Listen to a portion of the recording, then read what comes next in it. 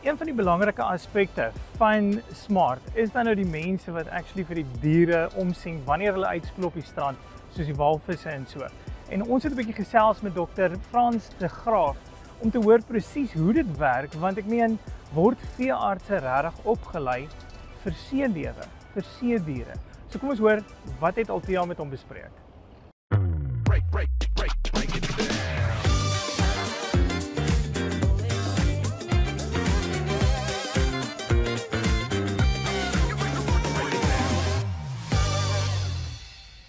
Hallo daar, ons kuier nog steeds by Smart hier in die tuinroete en by my is dokter Frans de Graaf. Hy is die veearts wat hierdie diere oppas. Frans, gou weer, Smart die woord, waarvoor staan dit en wat alles doen jy hier?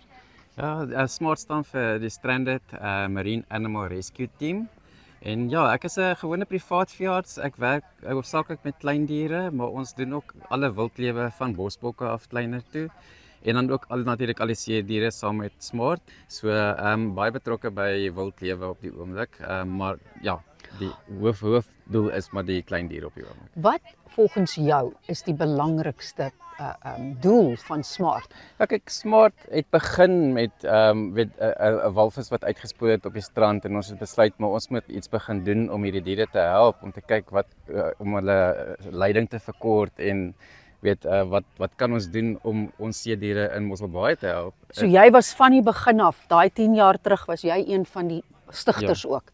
Ja, ek was op die strand met daai walvis en ek hoe moet julle sê by op daai mekaar stadium toe gekom het. En ons veeartse word nie veel opgelei oor marine diere nie. So dit was alles selfstudie en praat met oorsese mense en van ons lokale veeartse by so Shaka en by Two Oceans praat ons baie met die mense.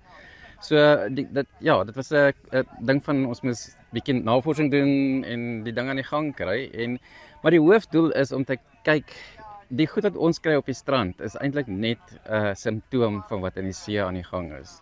Daar's 'n baie groter prentjie daar buite.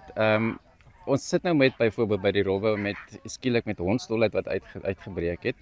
Eerste keer in die wêreld wat dit gebeur in marine diere en die vraag is hoekom? Daai vraag gaan nog daar bly want dit is nog nie beantwoord nie en hoekom het dit nog nooit voorheen gebeur nie. En dan al hierdie walvisse en ander diere wat uitspoel, daar's altyd 'n rede daarvoor en baie van die redes is mens veroorsaakte redes. Natuurlik. So ons fokus is op die stadium om die diere te help wat uitspoel, maar die hoofdoel is om eintlik die mense te kry om te begin besef, maar weet jy, daar's iets agter dit. Daar is 'n rede vir hoekom hy diere uitkom. Hoe internasionaal is julle navorsing met ons oseane? Daar is hoop, maar dit is meer ons werk meer saam met ons marine bioloog. Daar is Tess Gridley in Kaapstad wat baie navorsing doen op robbe en ons het die Domoensie vergiftiging ook in robbe wat van die rooi gety afkom wat sy mee begin het en toe die hondstolheid begin. Sy is van Amerika af, so daar's baie buitelandse mense wat navorsing op ons diere kom doen. Okay. En so hulle leer bietjie by julle ook, met ander woorde.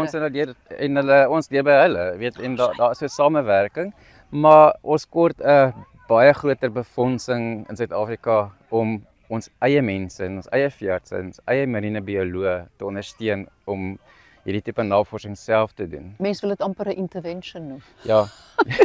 Dit gaan sleg. Ons landwêreld is sleg en ons is besig om die see verder te vat. Ja. So maar oorie verskriklik dankie vir jou tyd en net dat jy die hart het en nog aan. Het jy nog jou praktyk nog in die dag ook of is dit maar alles deel van dit? Nee, wat ek's voltyd nog besig by die praktyk en dan doen ons al hierdie goeders eintlik maar soos volunteers. Vir die liefde van die saak. Natuurlik en ons het nog al 'n groot stuk strand hier in die tuinroete.